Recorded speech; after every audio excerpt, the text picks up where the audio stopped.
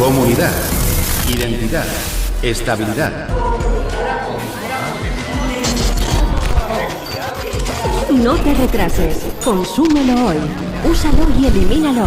Produce para consumir, consume para tu bienestar. El bienestar social genera felicidad. El bienestar social genera felicidad. La batalla por los reajustes es importante, pero no hay que confundirla con la gran batalla, esa que ya empezó y en la cual los que nada tienen o los que algo han perdido desean una sola cosa: cambios estructurales. Esto es una cita de Clotario Blest. Seguimos en la cuarentena y por lo tanto cada uno en su casa, pero emitiendo desde Radio Almaina. Bienvenida al 16º programa de Sobredosis de Soma. Por favor, hagan una línea para la distribución de Soma. Un poco de Soma todo lo arregla. Hagan una línea para la distribución de Soma.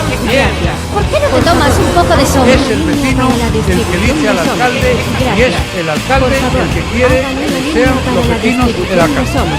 Ellos se hubieran matado por un gramo de Hagan Soma. una línea para la distribución de Soma.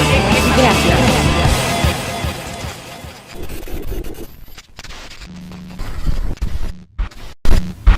Bueno, pues bienvenida de nuevo a este programa que hemos decidido titular Precaria y que forma parte de la campaña con el mismo nombre que ha estado llevando y organizando la plataforma Granada Diversa y Combativa. Y tenemos aquí, en representación de esta, a Julia de Mahón, a Sara de Jaleo, a Carmen de CNT-IT. Hola. Y a Carlos de Nación Andaluza. Buenas. Vale. Y antes de entrar en lo que sería la temática precaria, y para ir soltándonos un poquito, me gustaría que presentara ahí, para quien no la conozca, la plataforma Granada Diversa y Combativa. ¿Alguien se anima? Sí, cuento Vale. un poco. Bueno, Granada Diversa y Combativa surgió un poco como para articular surge como un espacio para articular un movimiento conjunto antifascista, antirracista, feminista y básicamente anticapitalista en Granada. Ahora mismo lo integran las organizaciones que estamos en la mesa: CNT, Jaleo, Mahón y Nación Andaluza. Y la forma un poco que tenemos de relacionarnos es horizontal y desde el apoyo mutuo, entendiendo la necesidad de trabajar conjuntamente para transformar la realidad granadina.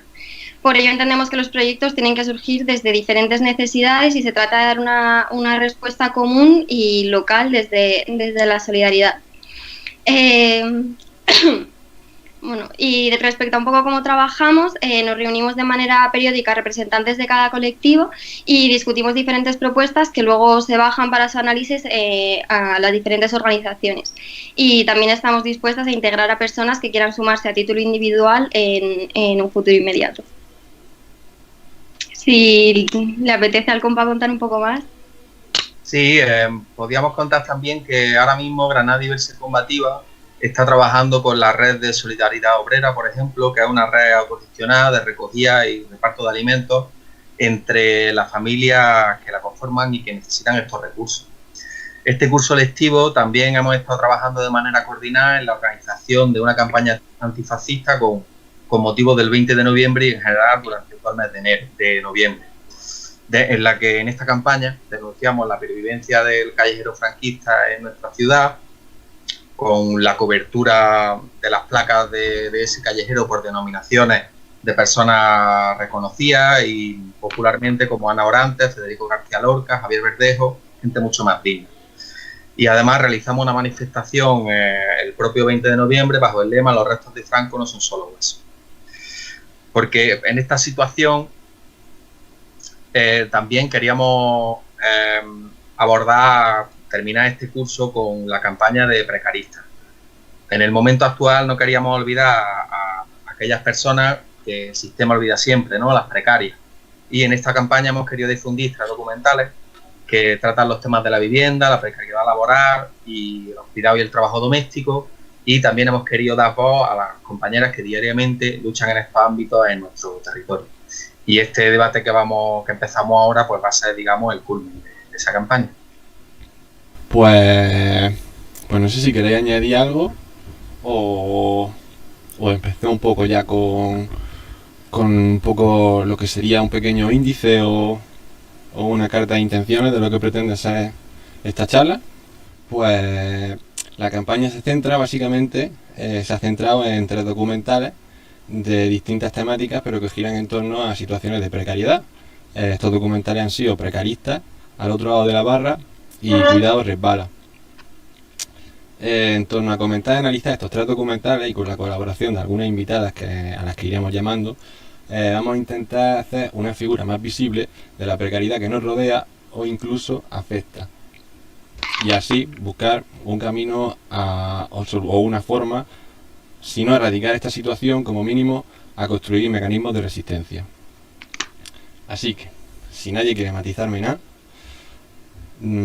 empezamos con el primer documental, que sería Precaristas, de 2018.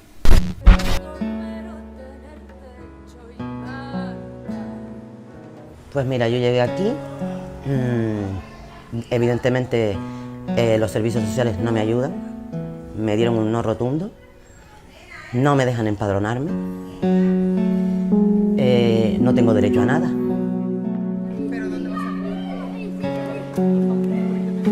¿Cómo nos van a cobrar un alquiler de 400 euros si cobramos 500? ¿De qué comemos? ¿Cómo alimentamos a nuestros hijos? Llevo 5 años casi luchando, como dice nuestra puerta, la esperanza es lo último que se pierde, ¿no?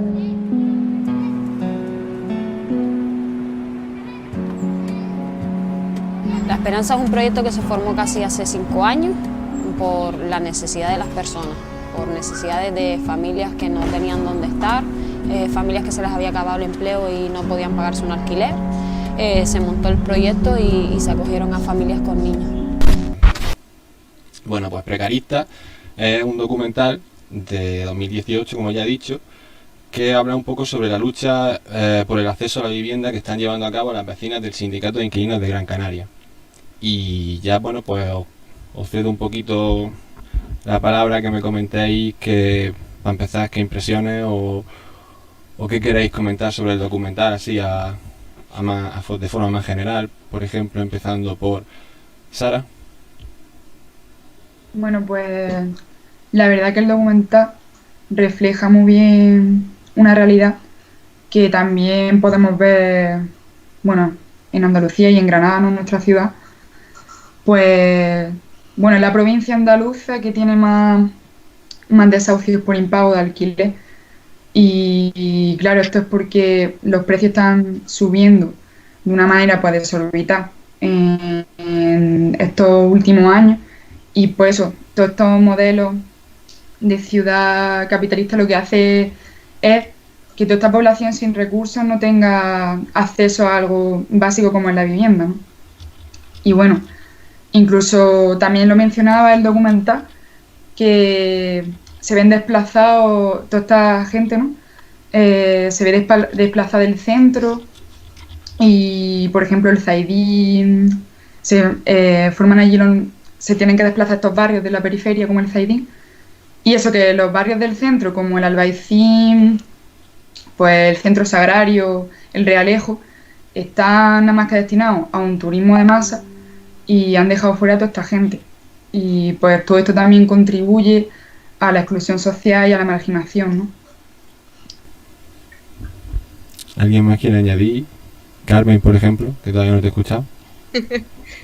Pues nada, sí, que invitar muchísimo, si alguien todavía no lo ha hecho, a ver el documental, que la verdad que es un trabajazo brutal que hizo la Federación Anarquista de Gran Canaria en colaboración con más colectivos, que la verdad que han hecho un trabajo brutal, sobre todo el Sindicato de Inquilinos también de Gran Canaria. Y, por ejemplo, un debate que a mí me parece muy interesante, que se plantea un poco en el documental, un poco interesante para nosotros como colectivos de base, es la autocrítica, digamos, de ver por qué muchas veces cuesta mucho que las personas que se implican en proyectos realmente se impliquen también en el propio colectivo, o que no se quede solo en un asistencialismo de en un momento dado darle una necesidad a alguien, sino intentar trascender eso. Y una cosa que me parece muy importante de cómo se gestiona el tema de la vivienda, o cómo demuestran que se puede gestionar el tema de la vivienda desde la ocupación, es que pienso que muchas veces sí que consiguen eso de que no sea solamente una asistencia prestada a alguien, sino darles herramientas a las personas para que se autoorganicen y para que puedan responder a eso de una manera coherente desde la horizontalidad. Entonces me parece un trabajazo brutal también por eso, porque no es una simple caridad o no es una simple ayuda, sino que realmente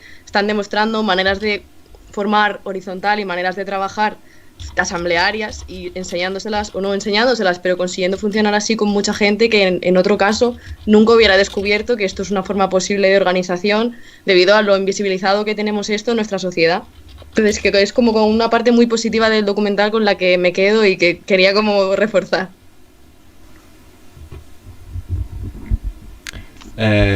Julia, Carlos, ¿queréis añadir algo? Julia. ¿Le doy? Sí, un poco esto, cuando hablamos de precariedad y vivienda y también un poco desde nuestras experiencias, ¿no? En el ámbito del movimiento por la lucha de la vivienda en Granada, creo que lo primero que se pone sobre la mesa siempre es como el precio, ¿no? de la misma, y un poco como comentaba Sara.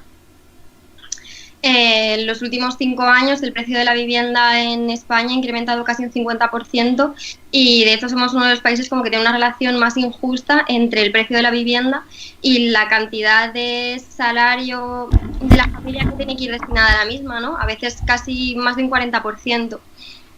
Y bueno, no nos queremos parar mucho como los agentes que influyen en todo esto, que sí, claramente está el turismo, la gentrificación, la entrada de los fondos buitre en el mercado inmobiliario, evidentemente, pero bueno, ya hay un programa de sobredosis de Soma que lo explica muy bien, sino que nosotras nos hemos basado un poco como o hemos reflexionado un poco como los dos conceptos que subyacen un poco esto, ¿no? Y por un lado es que se concibe la vivienda como un producto más, ¿no? Un producto con el que se puede mercantilizar, con el que se puede especular y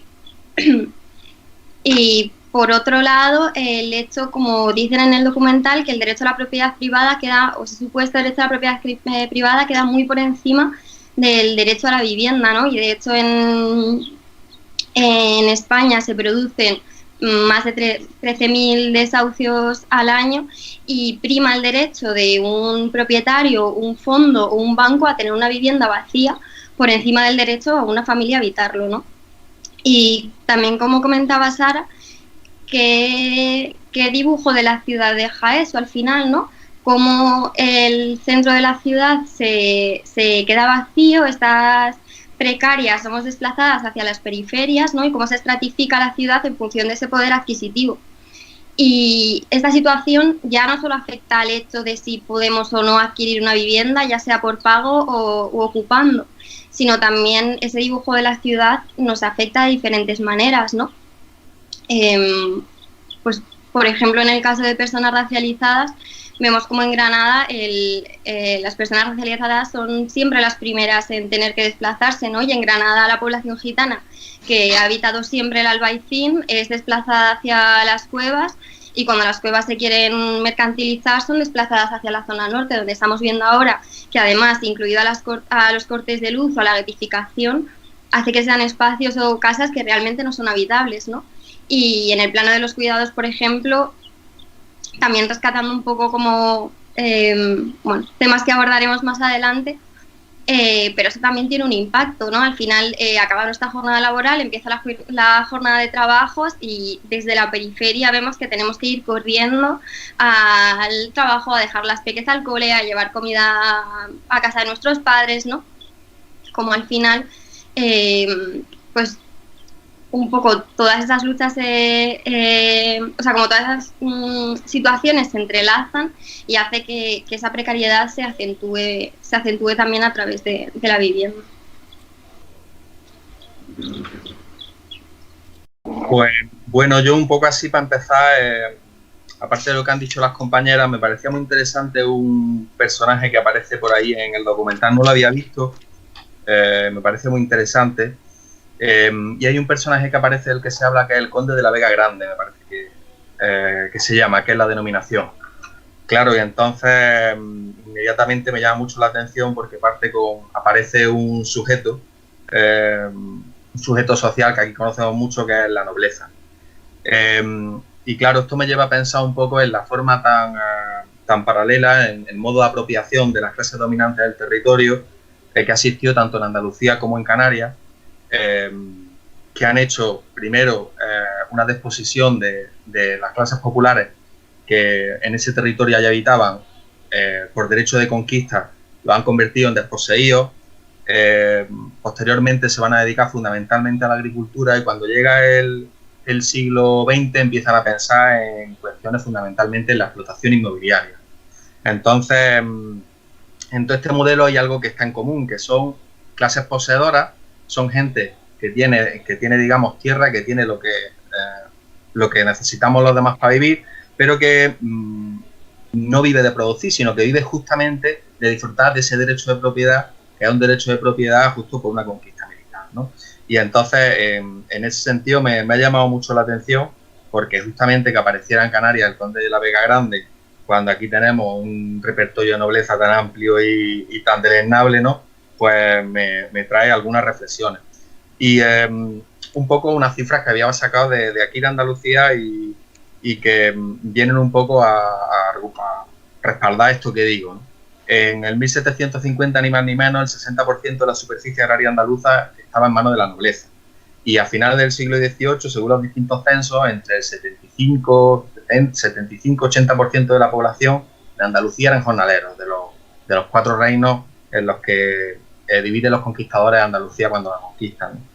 Y entonces, en este marco, sin querer hacer una reflexión muy esencialista, pero en este marco en el que se ubica luego este tipo de gente, que allí se llama el conde de la Vega Grande, pero que aquí se llaman de otras formas también bastante representativas, que hacen esto que es excluir unos grupos sociales para luego ubicar otros que son rentables y que le hacen el negocio.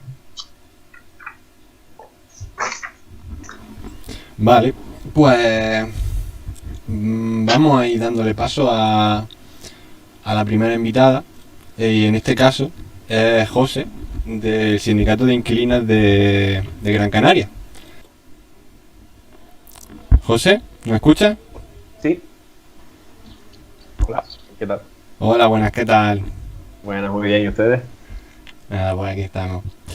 Bueno, pues estamos hablando sobre el documental y tras analizarlo un poco, yo, bueno, ahora dejaré una ronda a que la gente te haga unas preguntas sobre el documental y sobre tal, pero sobre todo yo quería preguntar, desde que acaba el documental hasta ahora, ¿cómo ha continuado la situación?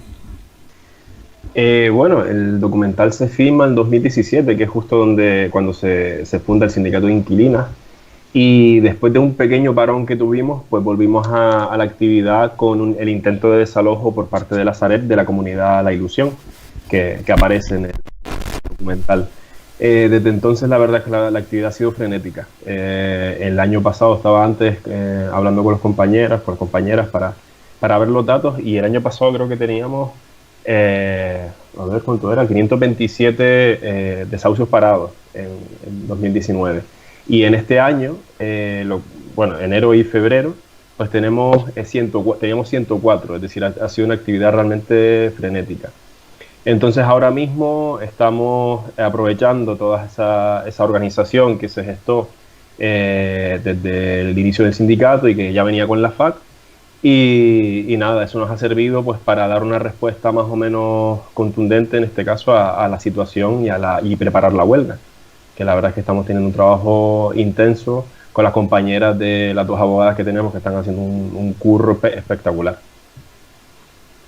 Yo quería preguntaros, aparte de La Ilusión y la primera experiencia que sale, si este tipo de experiencias la habéis exportado a otra isla, o cómo lleváis esa cuestión.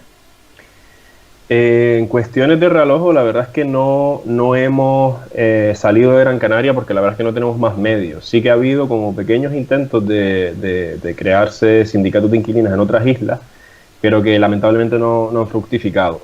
Nosotros recibimos casos de todas las islas, creo que menos del Hierro hemos recibido casos de todas, sobre todo en Tenerife. Hace poco tuvimos uno muy grande con la Sareb, en el cual pues logramos que el Ayuntamiento de La Laguna, en Tenerife, le pagara el alquiler social a una mujer que estaba prácticamente desahuciada. Es decir, desde aquí de Gran Canaria, sin ir ahí ni siquiera, pues logramos forzar a las instituciones a que acordaran un alquiler social. Pero eso, es decir, no podemos porque no tenemos gente en otras islas y nos es un poco complejo pues dividirnos, ¿no? Hacia otras islas. Bueno, yo quería preguntar en relación a lo que se ha comentado de cómo estáis afrontando ahora la huelga y demás. Vale, pues bueno, nosotros fuimos el primer colectivo que llamó a la huelga. Desde el día 18 de marzo ya estábamos hablando de la huelga, si el gobierno no tomaba ninguna medida. Y el 23, pues ya ante la inacción del gobierno con respecto al alquiler, pues decidimos convocar la huelga igualmente. Más adelante, bueno, al inicio se sumaron una treintena de colectivos, entre ellos Mahón, estamos muy orgullosos y muy agradecidos.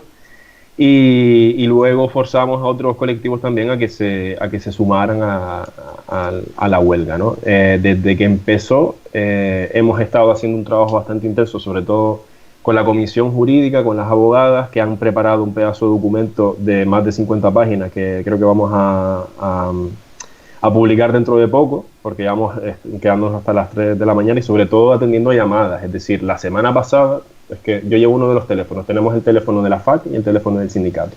Y la semana pasada habíamos atendido a más de 600 personas, es decir, es una locura, no solo de las Islas Canarias, sino de todo el estado, nos ha llamado gente de todos lados. Hemos forzado, yo creo que no tengo los datos exactos porque no hemos hecho recuento, pero hemos forzado yo creo que más de 150 suspensiones de alquiler y nos hemos dedicado sobre todo a dar asesoramiento a muchísima gente que nos pide tanto para sumarse a la huelga directamente o para informarse sobre las medidas del gobierno. Y cuando reciben la información les explicamos qué es un microcrédito, les explicamos pues qué es la moratoria, qué es el 50% y demás, pues muchos dicen, pues yo no me voy a endeudar para que mi casero siga adelante, es decir, se siga beneficiando. Entonces nosotros tenemos dos casos que nos gusta siempre, durante estos días que han surgido, nos gusta siempre compartir, que es el uno de una vivienda, es decir, de un edificio donde viven 12 familias en Fuerteventura, me parece, creo que, no estoy seguro de si es Gran Tarajal, pero creo que es Fuerteventura, donde 10 no podían pagar y el resto, las otras dos, en solidaridad, pues decidieron no pagar. Entonces forzaron a la empresa, que en este caso es Lopesan, que es una gran empresa hostelera de las Islas Canarias, a suspender el pago. Entonces todos se pusieron de acuerdo y no pagaron. También nos llamó un casero, esto sí que es muy interesante, que un casero le dio el teléfono del sindicato a su propia inquilina, yo creo que no sabía muy bien a quién estaba llamando. Y nada, la mujer nos dijo que el casero quería llegar a un acuerdo para pagar la mitad del alquiler y la mujer estaba en una situación realmente desesperada porque tenía 2 niños y no tenía ingresos ninguno. Entonces le dijimos que en esa situación no podía hacer frente al pago y que le recomendábamos que lograra la suspensión. La mujer nos dijo que estaba de acuerdo, habló con el casero y al rato nos llama el casero y nosotros esperando una reprimenda, pues nos dice que había entendido la situación perfectamente, que primero estaba la alimentación de los niños a su alquiler, pero que igualmente él también necesitaba asesoramiento porque tenía la hipoteca. Nosotros le explicamos que había una moratoria incluso adicional para la vivienda no habitual y tenía problemas con su propio casero, que es un multirrentista en este caso. Entonces al final le asesoramos y él también logró la suspensión, así que han sido 2 experiencias muy bonitas. También las ha habido menos bonitas con caseros incluso caseros que nos han llamado haciéndose pasar por inquilinos. Es decir, ha sido bastante curiosa esta experiencia. Gracias. Yo te quería preguntar un tema que es como algo que veo que tiene un poco en común Gran Canaria con Granada, y es todo el tema de cómo se relaciona el turismo con la vivienda. Y quería preguntar cómo creéis que va a influir, o si creéis, por poner una nota positiva a esto, si creéis que el receso de turismo que vamos a experimentar después de la situación que estamos viendo ahora puede favorecer en algún punto a los colectivos de vivienda o a la ocupación o a la situación general de la vivienda. Sí, la verdad es que justo el otro día leía a un periodista que decía: yo nunca pensé ver a Canarias sin turistas. Es decir, es una cosa que nadie se había imaginado jamás, ¿no? Está claro que esto económicamente va a ser una buena en el estómago, digamos, al gobierno insular y demás, porque la gente se va a dar cuenta de que no puede comer hoteles.